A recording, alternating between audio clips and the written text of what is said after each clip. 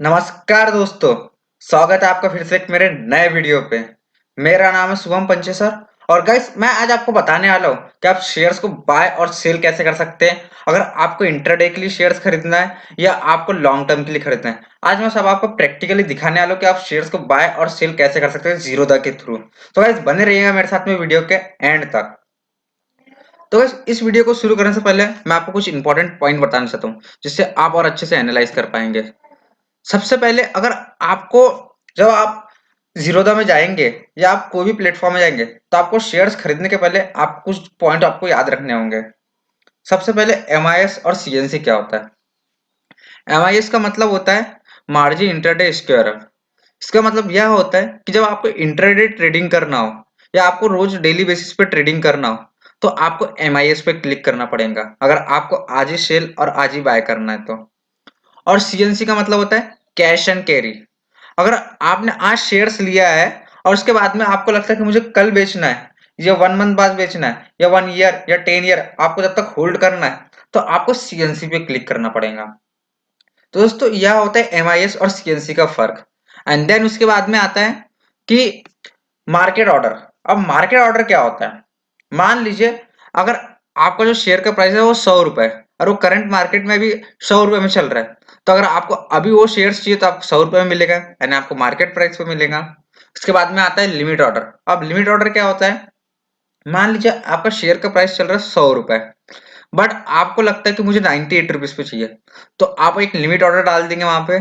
और आपका जब वो 100 रुपीज का जो शेयर्स है वो 98 पे जब आएगा तो आपको वो शेयर्स मिल जाएगा।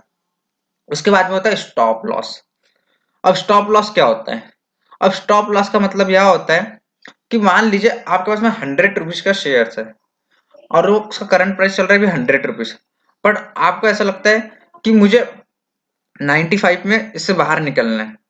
अगर मान लीजिए आपने 95 रुपीज का स्टॉप लॉस लगाया, अगर वह 100 रुपीज का शेयर अगर 95 टच करता है तो ऑटोमेटिकली वह सेल हो जाएगा। उसके बाद में होता है ब्रैकेट ऑर्डर। अब ब्रैकेट ऑर्डर क्या होता है? ब्रैकेट ऑर्डर जनरली ट्रेडिंग के लिए यूज होता है, इंटरडे ट्रेडिंग हो गया या पोजिशनल ट्रेडिंग। अब मान लीजिए आपने 100 रुपए का शेयर है आपके पास में, आपने टारगेट लगाया 105 रुपए का और स्टॉप लॉस लगाया 95 रुपीज का। तो आपका जैसे टारगेट अचीव होंगे 105 का तो ऑटोमेटिकली सेल हो जाएगा। और आपका जो स्टॉप लॉस है अगर अगर 95 पे हिट हो गया तो ऑटोमेटिकली वो सेल हो जाएगा। इसे बोलते हैं ब्रैकेट ऑर्डर। उसके बाद में है cover order. Cover order generally large quantity के लिए यूज होता है। अगर मान लीजिए आपके पास 100 रुपए का शेयर है, अगर आपको उसमें मार्जिन कम चाहिए, अगर आपको 98 रुपीज तक चाहिए, तो आप 98 रुपीज में अपना कवर ऑर्डर लगा सकते हैं और उसमें ट्रेड कर सकते हैं। उसके बाद में होता है आफ्टर मार्केट ऑर्डर, एफएनओ जिसको बोलते हैं अपन। तो इसमें होता है क्या जनरली गाइस? अगर मान लीजिए मार्केट जब डेली स्टार्ट होता है 9:15 से लेकर 3:30 बजे तक का, बट आपको उस टाइम में उसका रेट नहीं मिलता, बट आपको ऐसा लगता है कि कल मुझे ये प्राइस, आपका जो वैल्यूएबल प्राइस है वो मिलने वाला है। मान लीजिए अगर आपको 100 रुपए का शेयर आपको कल मिलने वाला है, तो आप उसके आफ्टर मार्केट ऑर्डर डाल दीजिए। जब मार्केट बंद होता है 3:30 बजे के बाद में आप ऑर्डर डाल के रख दीजिए। अगर वो कल प्राइस हिट होगा तो आपको शेयर्स मिल जाएंगे। उसके बाद में होता है बिड एंड आस्क प्राइस। इसे हम डिटेल में एक प्रैक्टिकल के थ्रू समझेंगे गाइस। तो यह सब थ्योरेटिकल पार्ट है, यह सब इंपॉर्टेंट पॉइंट आप समझ लीजिए। अब इसको मैं आपको प्रैक्टिकली अप्लाई करके दिखाने वाला हूँ जिससे आपको और अच्छे से क्लियरफाई होगा। तो चलते अपन अब अपने डीमेट अकाउंट की ओर। अब मैं आपको लेके जाना हूँ जीरोधा के अकाउंट में। तो ये हमने लिख दिया काइट जीरोधा।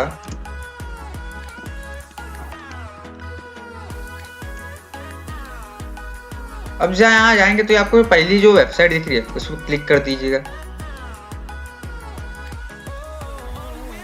अब मेरा तो लॉगिन है इसलिए मेरा डायरेक्ट खुल गया। अगर आपका लॉगिन नहीं तो आप पर यूजर आईडी और पासवर्ड मांगता है, आप वो डाल दीजिएगा, आपका ऐसा इंटरफेस खुल जाएगा।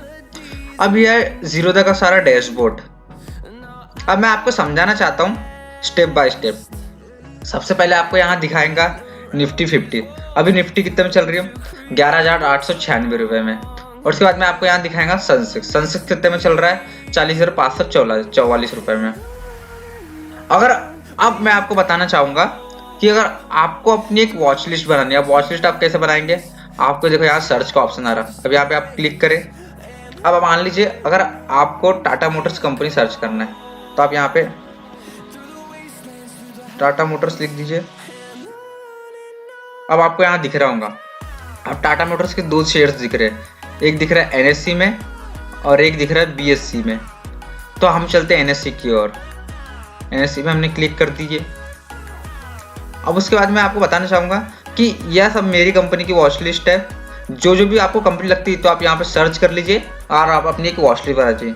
आपको जनरली आप 5 पेज मिलते हैं कि 1 पेज, ये 2 पेज, इसके बाद में 3 पेज, इसके बाद में 4 पेज एंड 5 पेज। अब मैं आपको दिखाता हूँ जनरली।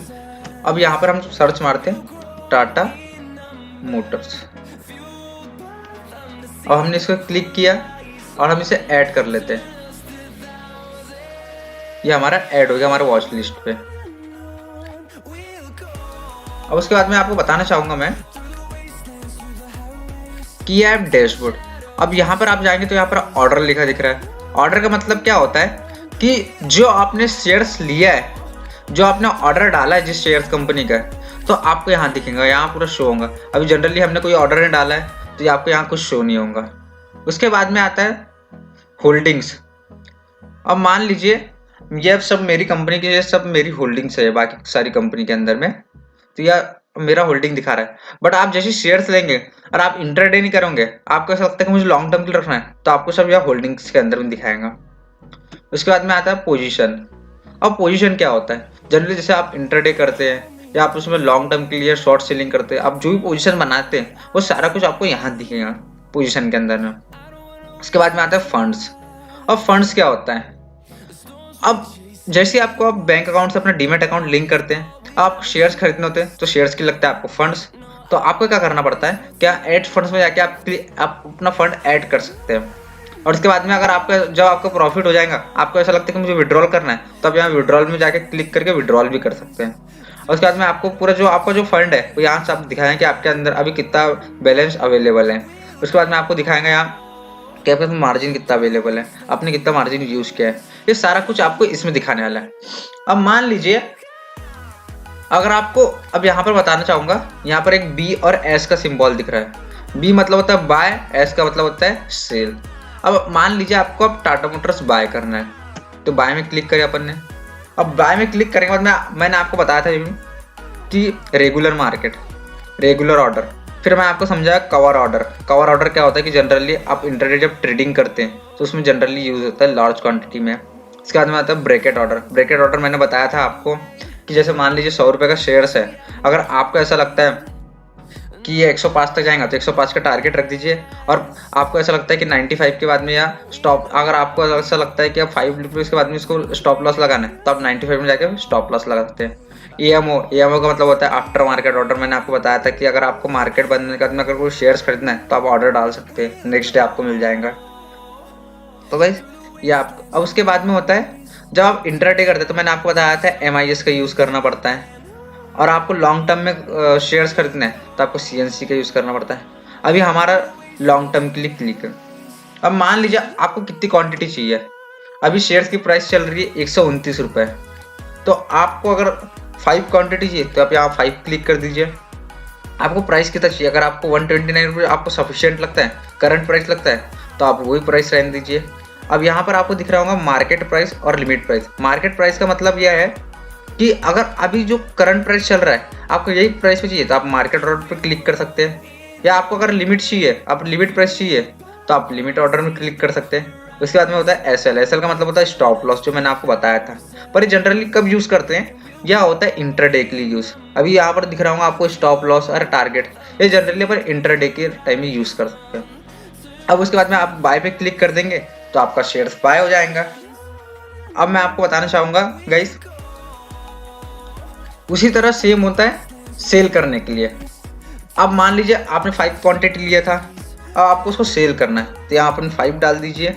अब समझ लीजिए आपका यही टारगेट प्राइस है तो आप ये रख दीजिए और नॉर्मली इस पर सेल पे क्लिक कर दीजिए, तो ऑटोमेटिक वह सेल हो जाएगा और आपको अपने अकाउंट में बैलेंस दिखना शुरू हो जाएगा।